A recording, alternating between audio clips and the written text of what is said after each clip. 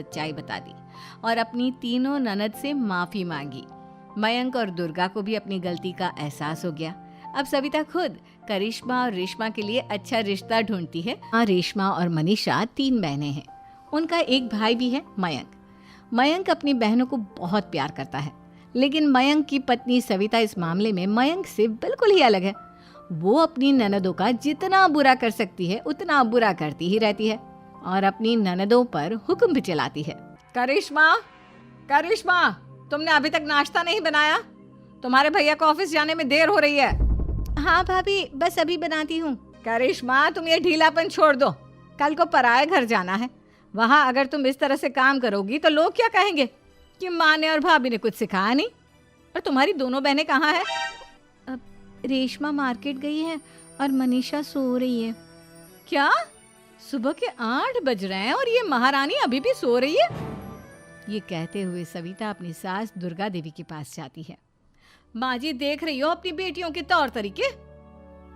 क्या हुआ बहू, सुबह सुबह क्या कर दिया मेरी बेटियों ने? अरे एक तो अभी अभी उठकर किचन में गई है, दूसरी सुबह सुबह बाहर चली गई और तीसरी अभी तक सो रही है। क्या करूं मैं इन तीनों का, मैं तो परेशान हो गई हूँ। जा जाकर उठा उसे और रेशमा से मैं बात करती हूँ। सविता सीधा मनीषा के कमरे में जाती है और उससे कहती है, महारानी जल्दी उठो, सूरज सर पर आ गया है। भाभी थोड़ी देर और सोने दो ना, मैं रात को लेट सोई थी। वो क्या ना, यूनिट टेस्ट चल रहे हैं। शराफत से उठती है या नहीं, या फिर पानी की भरी बाल्टी डालूं तेरे ऊपर? नहीं भाभी, मुझे बिस्तर में नहीं नहाना, उठती हूँ मैं। मनीषा जल्दी से उठकर बाथरूम में चली जाती है।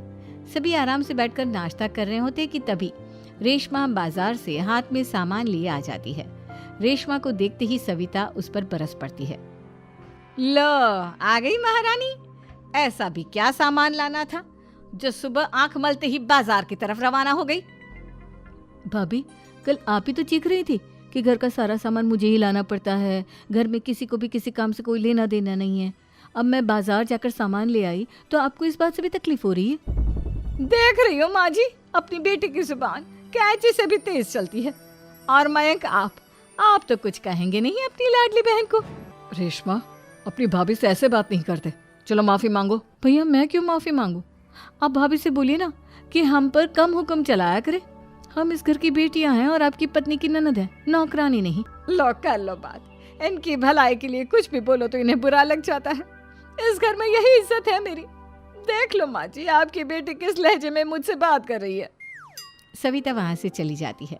मयंक को बहुत गुस्सा आता है, वो भी वहां से चला जाता है। फिर करिश्मा रेशमा को समझाती है, रेशमा, तुम्हें भाभी से माफी मांग लेनी चाहिए थी ना।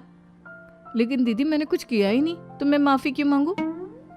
हाँ करिश्मा दीदी, रेशमा दीदी जैसे ही घर में आई भाभी ही उन पर चिल्ला रही थी। हाँ, मैं मानती हूँ कि गलती भाभी की थी। मैं तो इसलिए बोल रही हूँ कि भाभी ने माँ को तो पूरी तरह अपने वश में कर लिया है। वो हमारी बात सुनती ही नहीं। मयंक भैया हमारे लिए हमेशा खड़े रहते हैं, इसलिए उनकी बात का मान तो तुम्हें रखना चाहिए था ना।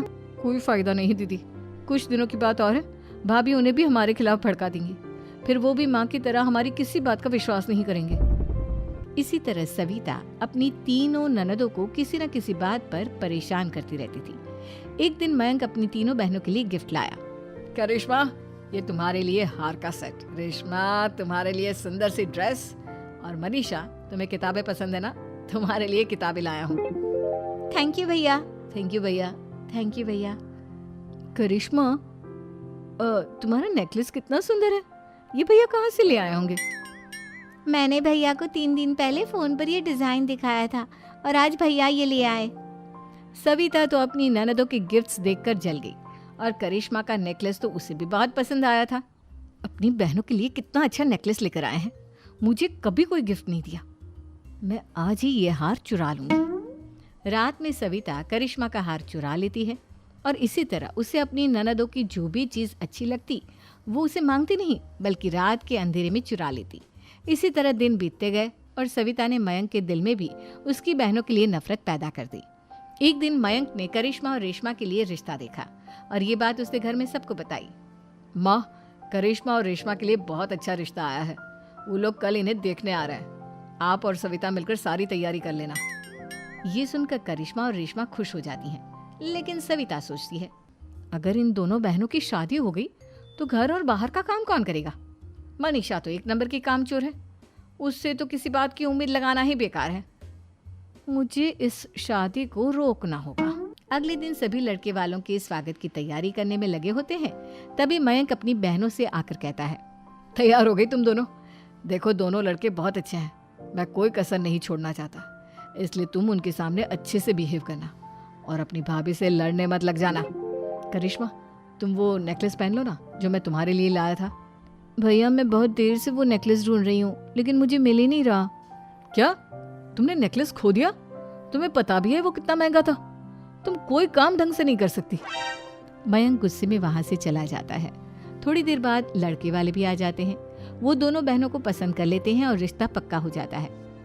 लेकिन सविता के दिमाग में तो कुछ और ही खिचड़ी पक रही थी। वो पंडित जी के पास करिश्मा की कुंडली लेकर जाती है और उन्हें पैसे देकर करिश्मा की कुंडली बदलवा देती है। जब लड़के वालों के पास करिश्मा की कुंडली जाती है तो वो दुर्गा को फोन करते हैं।